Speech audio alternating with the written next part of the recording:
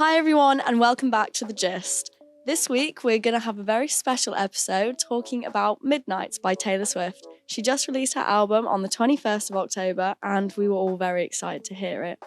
I'm Olivia and I'm a third year studying English and I'm also creative director of NSTV. And this week we have a very special guest. Would you all like to introduce yourselves, starting with Lily, please? Hi there, I'm Lily. I'm the founder and co-president of the brand new Taylor Swift Society at Nottingham. I'm also a history student in my third year. Hi, I'm Dan. I'm a first year American Studies and History student, and I'm part of both NSTV and Soc. Hi, I'm Erin. I'm a third year economics student and my Soc membership is pending. I'm going to do it. It's on my to-do list and I haven't got around to it yet, but yeah, big Swiftie. So obviously the album wasn't good enough for you to immediately join Soc, was it? Good enough for me to play on the radio way too many times already. URN has had so much Taylor Swift playing. Very and good. I love it. So what was your first opinion when you first listened to it? When Lavender Haze came on, what was your reaction? My genuine first reaction was, eh. The first time, you said you wanted real opinion, like, did, it don't yes. just be positive. Yeah. Lavender Haze is not one of my favourite songs. I don't particularly like it that much in general. After having listened to it a couple of times, it's fine in the background, but it's never the song that like I pick to play. So I always kind of that one, and then also Maroon, again, songs I don't really like. So they were both quite early on. So I just kind of was like, oh, okay, this is the vibe. And Folklore and Evermore were fine. Not my favourite. I prefer a lot kind of older Taylor Swift. Lover is and always will be the best thing she's ever done. And so it started off a bit rough, but it got a lot better. And then we got onto songs that I really liked. So yeah, that was kind of where I started. So I kind of started not too positively, but she made it work eventually for me. Good stuff. Yeah, I'd have to agree. Lavender Haze and Maroon aren't my favourites on the album. And when I first heard it, I was a little almost disappointed because I think I'd built it up so much in my head. But then as soon as we got to Anti-Hero, which is one of my favourites, it was like, it started to go all the way up from there, and You're on Your Own Kid as well. I'm a huge Track 5 fan always. So hearing that was just really good. So I feel like the album gets better as it goes along. And I really love the 3am songs as well. So I was really glad that Taylor put those on there. Yeah, I have to say that, in my opinion, some of them are better than the actual album. Yeah, very good. So my first listen, I just loved it the whole way through. It's everything that I wanted from this Taylor album. I can see how like she's gone back to some of her like pop days, which again, I really love Lover. My Reputation's my favourite album. I love her pop stuff. But I can just see how she's grown. Like the lyricism and the depth, she's taken that from Folklore. And like it was such a fun first listen for me because it was the stuff I want to dance to with like the emotions and like the authenticity that Taylor Swift, like I just rely on her for. Like I knew she'd pull it off. It was great for me. Yeah, I know, I agree with like bits from everything someone said. Like I was also kind of disappointed when Lavender Haze came on because it kind of started to play. It was like 6:30 in the morning and I was like, this isn't really what I wanted because my favourite album is probably Evermore. So obviously completely different. And I don't know why, but I was sort of expecting similar things. But then equally, as I listened more and more, like it just is something slightly different. And I suppose that's what you want from an artist, isn't it? Doing different things. So yeah, in the end, I was impressed, but I have to say I was a little bit disappointed the first time I listened through. However, it was 6:30 in the morning. I finished all 13 tracks, went to bed at 5 minutes to 8. So it was 8 a.m. here when the 3 a.m. tracks were added, I'm pretty sure, if my calculations are correct. So I was even more disappointed when I woke up 3 hours later again, and there had been tracks I'd completely missed, because when I listened to them, I loved them so much. And those ones were, not that I don't know them off by heart. Actually, Dan, do you want to try and say them off by heart? We have a talented member on the show today. God, you put me on the spot here. So track 14 is The Great War. Track 15, Bigger Than the Whole Sky. Track 16, Paris. Track 17, High Infidelity. Track 18 is Glitch. Track 19 is Could've, Would've, Should've. And track 20 is Dear Reader. Yes, exactly. Well done. So what did you think of the 3am songs? I mean, you've already said you enjoyed them. I do love them. I feel, I mean, on TikTok, the Could've, Would've, Should've bridge is everywhere. I mean, I just think her lyricism, and particularly in that bridge, is incredible. But also, like, the vibe of Paris is really nice. And The Great Wall, that's just 3 of my favourites. And Bigger Than the Whole Sky as well. It was more of that, like, slow, kind of softer vibe that we got from Folklore and Evermore, which are some of my favourites of her discography. So yeah, I think that they are a great addition to the album. I have to say though, I was disappointed that we don't have Hits Different on the 3am version yet, because I have to say I absolutely have loved the snippets that I have heard, but hopefully it will come to Spotify soon. Yeah, hopefully. Yeah, because the CD has the extra tracks, doesn't it? CD edition, so I will have to go and get that. Play it in my car, because who has a CD player now? But how did the Swift Soc listening party go? Because you had one on the Friday, didn't you? Yeah, it was a really successful event for us. Like Swift Soc's grown massively since it started. We set it up in May and we're standing at like 250 members now, which for quite a small committee, we've had to really adjust and like set up quite big events. So we had about 100 people come to our listening party. We had it at Beer Keller. We had the whole basement rented out for us, and we played the album and then played like the top hits of Taylor Swift. And I mean, you were there. I really hope everyone had a great time. I know I did. It's just the perfect timing for us, like setting this up to have a Taylor Swift drop, and that we could really go and celebrate in style. So yeah, I can imagine that's in style. in style, clever. Yeah, I know. Yeah, I can imagine that would have been really good for a new society as well. It's like the perfect timing to start a Swift society. So yeah, I'm glad to hear it went well. And so the music videos as well. I assume we've all watched the music videos. I just confessed that I only watched Bejeweled this morning.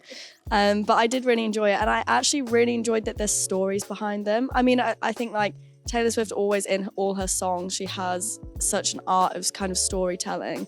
And in both the videos, like I really enjoyed sort of that storyline sort of aspect of it. And especially Bejeweled, like the fairy tale aspect of it. It's just so lovely and I love it. So what were your thoughts? Should we pass to Erin first and hear Erin's first thoughts? My thoughts with music videos in general is always, if you're not adding to the song, I'm not going to watch it. If it's just nice visuals, that's great. But I've got other things to be doing. So whenever there's a music video that comes out that's got an actual plot and a story to it, particularly Bejeweled, because it had like the sort of more speaking parts of it and it was really trying to be a story, that works really well. I really, really enjoyed it as well. Cinderella is probably my favorite sort of story trope sort of thing you could have. So it was a great surprise. Well, not surprise. I knew the video was coming out, but I try and keep away from all spoilers. I don't really like to know what I'm going into before I watch things. I don't want to come up with expectations, come up with ideas. And I think I did kind of have high expectations after seeing the anti-hero video, because again, that video kind of just made me laugh, but it also really highlighted well, I think, the lyrics of the song and did help with understanding and just enjoying the song as a whole. So it was exactly what it needed to be. Bejeweled was more fun. It was more, we're gonna dance in these like martini things. I'm just gonna be sparkly. You're just gonna enjoy watching it. And I loved it. It was, as I say, she went right for my favorite things. Sparkly stuff and just a good music video, and it has a plot, and Cinderella, because I love Cinderella. But yeah. Yeah, I mean, I also love the music videos.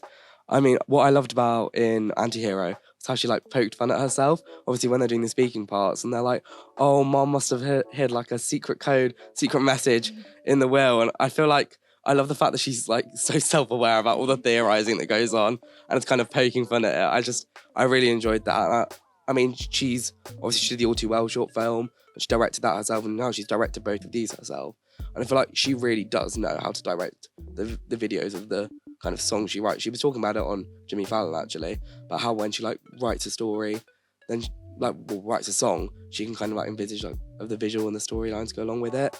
And I mean, I loved the Anti-Hero music video where like obviously she's like this big kind of monster and she's got like the tiny little like wine glass, and I just thought the actual like cinematography of it was just so cool. And then in Bejeweled, I like the fact that we kind of had that Cinderella story, the cameos obviously, we had Jack Antonoff, we had the Haim sisters.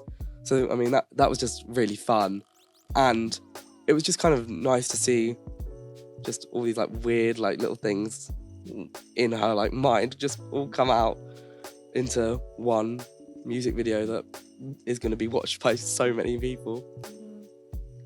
I think I agree with everything that's been said, and I just want to add the Easter eggs from Bejeweled. Like, everyone seems to think that Speak Now, Taylor's version, is going to be the next re-record, and I think it's definitely some clues in Bejeweled. So if you haven't gone and watched it yet, look out for the clues or rewatch it for that, because it's a really fun thing to look for.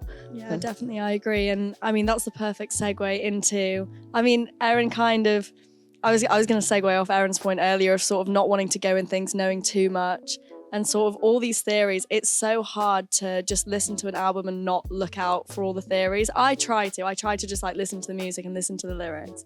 But what are some of your favourite sort of theories about this album or the music videos, or even maybe some you heard before the album came out, if you can remember them? What are sort of some of the things that have been floating around that have caught your attention? You've gone, oh, yeah. I think the one that comes to mind for me is the music videos theories, because you might remember she did Midnight's Mayhem with Me as a way to reveal the all the track names, and in that she has a telephone and she holds it upside down for 2 tracks, and one of them was Anti-Hero, and so people thought the other one would be the next music video, but it wasn't. It was Bejeweled. So I feel like that theory sort of was so exciting because it proved that we were going to get more music videos, but now I'm thinking we're going to get so many that I don't know which parts to pay attention to anymore. Like, that seemed like such a solid theory and it's been disproved. So, yeah. It's going to pop up in like 3 years now. Exactly. And then she'll be like, remember when I held the phones upside down? And everyone's going to be like, oh, you got us again. I should have seen this coming. Yeah. Exactly. Yeah. I mean, one of my kind of favourite theories of all time was the karma theory. So when she was like, track 11 is karma, and then laughed at the end of the video, I sat there in shock. But also, I was laughing as well because I was like, she's so self-aware of what she's doing. And obviously now the merch that's come out actually has the karma from the Man music video. So it's actually like the exact kind of like font and everything. So this is 3 years in the making, almost. Like, how crazy. Her mind is just incredible. Yeah, I was going to mention the calm one as well because it was just really funny, and the payoff to the whole thing just was really, really enjoyable. And it was sort of like an in-joke that everyone I think could be in on. I watch all the theories on TikTok as I'm scrolling every time, and it's always, oh, Reputation's going to be the next re-release. Oh, Speak Now is going to be the next one. Oh, this one. And I watch them all and I listen and I go, you've got some points. It makes sense here.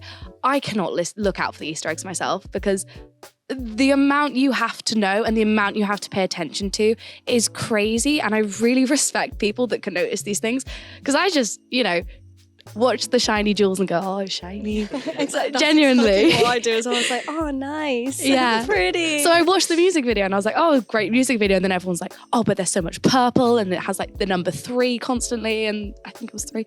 And then all this stuff. And I was like, cool, sounds good. Like, I'd love the Speak Now video to be next, but I don't know. I can't see him myself. Yeah.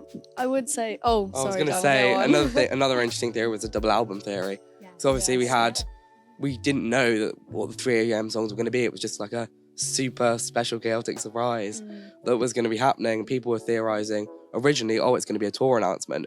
Then obviously out of the blue, I found out on the Swift Soc Discord where it was like, right, there's a pre-sale link for the tour, which there's no tour obviously hadn't been mentioned. So it was like, whoa. And then it was, well, is that going to be the chaotic surprise? And then I heard the theory that because Debut, they don't think it's going to chart as well, that maybe Debut would be coming along with Midnight's to maybe help it. And then kind of people were like, well, there's just going to be 2 albums, or it's going to be Karma, the lost album. And then obviously... The lost album. So it wasn't quite a double album, but an extended album, which I thought was kind of... The theory wasn't completely right, but it was somewhat there, which I thought was interesting. Yeah, in general though, would you guys say that one of the best things about being because I think one of the best things about being a Taylor Swift fan is all the theories and the Easter eggs. I think it's just whether she does it on purpose or whether it's just an accident and she just does it to mess with us. I think there's something so fun about all year round. Like, how long has it been since she released an album? 2 years now? And yet it's every day you're like, oh, she's just posted on Instagram. Oh, she's just been on someone else's Instagram. Oh, what's the caption? Oh, she's capitalized like these letters in her caption. It just is a bit of fun. And I always think it just always comes back to like being a little girl listening to Taylor Swift, or a little boy listening to Taylor Swift, and just like remembering like how you felt when you were younger and you were so excited to like watch your favorite artists, like their music videos. I think that's one of the most special things. And who even heard about the Arctic Monkeys album and Carly Rae Jepsen album? No one even cared about them that Friday, did they? But yeah, just to kind of wrap up, are you guys going to try and get tickets for the tour? Obviously. I mean, 100%. Like, I remember the rap tour, I didn't get to go, but this time, like, I have to go. Like, I think all my friends would be so disappointed in me if I didn't go. Like, I put in so much like love for Taylor Swift over the years that like it would just be the best thing ever. So I'm gonna fight hard for tickets. Yeah. And I think she is such an incredible performer as well. I've never seen her live, like, ever. Has anyone? I haven't, but one of my best friends went and saw her. One of my other best friends, massive Swiftie since like 2008, you know, ridiculous, forever. She's been like the only person she's ever really listened to, like, and loved that much.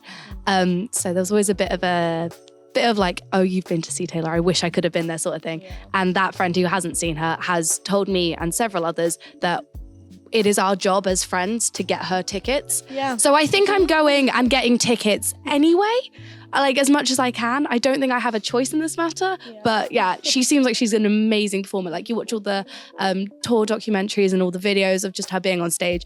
And it's nice that she's got that element as well, because a lot of people don't.